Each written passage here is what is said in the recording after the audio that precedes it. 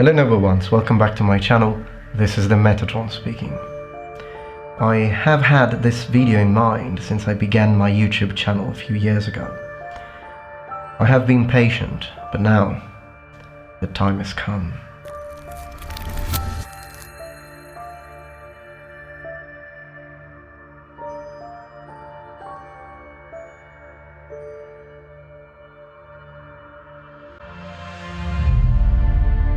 Today I would like to share with you something rather personal as far as my studies of languages, foreign languages, theoretical linguistics, xenolinguistics are concerned.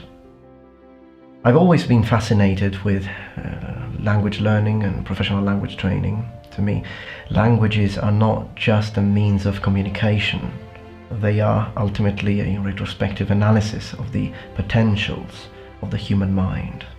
A sort of safe passage through the event horizon of our cerebral limitations, so to speak.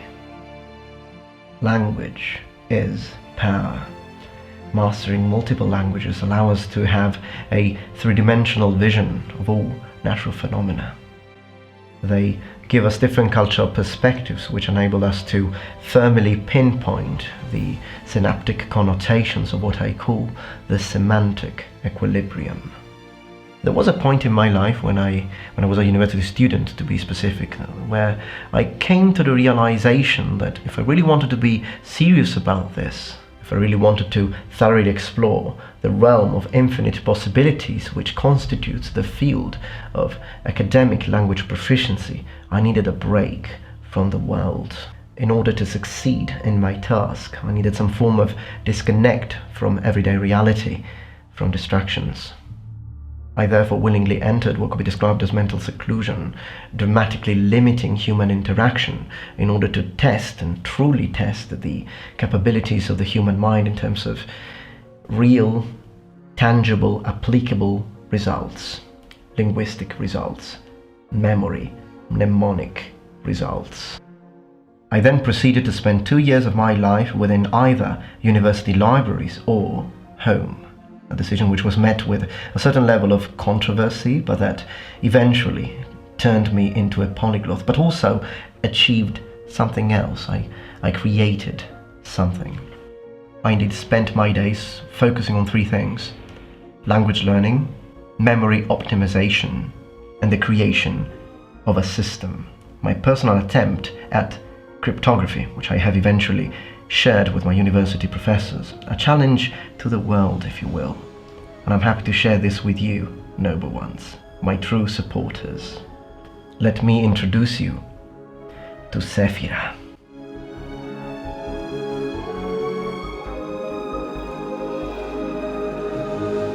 Sephirah is a secret code. It's no ordinary code. It's a multiple-layer-based, asymmetrically constructed system, which also has its own set of glyphs, specifically designed by me, not only to substitute the letters of an alphabet, but to impede deciphering. Each single glyph is designed to interlock and fuse with the others, making it extremely difficult to separate one letter from the other. But before spending more time in explaining how the system works and ultimately sharing the system with you, I would like to talk very briefly about what cryptography is. Cryptography is a range of techniques for secure communication, a method of storing and transmitting data in a special form so that only those for whom it is intended can read and process it. The aim of such form of information security are data confidentiality, integrity, authentication, and non-repudiation. It is the conversion of information from a readable state to apparent nonsense. Modern cryptography is indeed based almost entirely on computer science and mathematical theory. Cryptographic algorithms are created around computational hardness assumptions. There are many examples of cryptography in history. Kryptos, for example, in the very front of the American CIA headquarters. In the Second World War, Germany used a form of cryptography which was eventually deciphered by the Allies.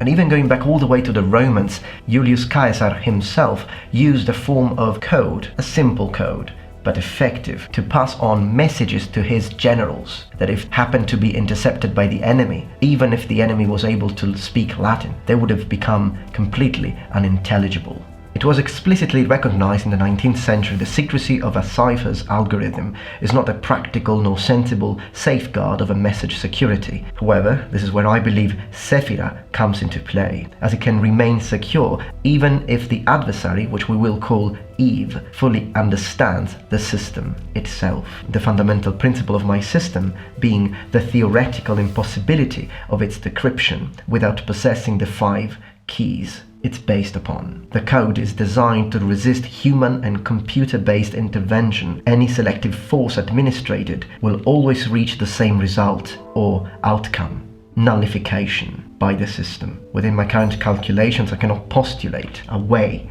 or solution to break the system. Clearly, I don't ask you to believe my claims implicitly, but we will get to that in a moment. There are several ways to attack a system, one of the most famous being the identification of language letter frequency. For example, if the message was written in English, well, the most common letter to appear in English is the letter E, and the less common being letter Q. Now, this may provide an attack, but Sephirah is immune to these forms of attacks. As I said, Sephirah is a multi-layered system. It's a system with several layers. It has 5 levels of encryption, and in order to understand and thoroughly comprehend the message and correctly interpret the message, you need to have all 5 keys, which I have named in the following manner, starting from the most superficial level to the deepest level: Adam, Lilith, Ramiel, Ariel, and Sachiel. Now, please note that the names I have given to all of these 5 keys is not casual, it's not random. These are very small hints to the functioning of the system, which are there to provide me or any recipient of the original message a slight reminder of how the system works, because of its complexity. Although it is theoretically possible to break the system, Sephirah, I consider it to be infeasible to do so. Each hypothetical or theoretical advancement through the encrypted levels will be met with resistance by the new or next level. So, in other words, even if you manage to decode Adam, you would be immediately met by Lilith and its asymmetrical ciphers. Any subsequent level of encryption is designed to shatter any ordinary information gathered by our hypothetical Eve, bringing the message always back to unintelligible ciphertext. So what this video is, basically, is a little bit of a friendly challenge. I will now show you the encrypted code with all its levels of encryption. I will show you a message written in the code. I will show you the glyphs I have created. If any of you is able to decode the message, please let me know in the comments not only what you think of this work that I have done, but also let me know what you think the message is saying.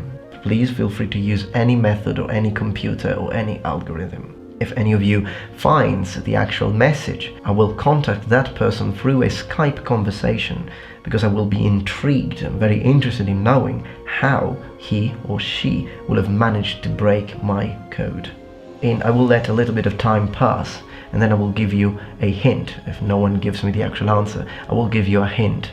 I will actually tell you the meaning of each single glyph, as far as the actual letters they mean are concerned, because even without that facade, I still consider it impossible to decode the message. I will also tell you now that the message I have written is in modern English.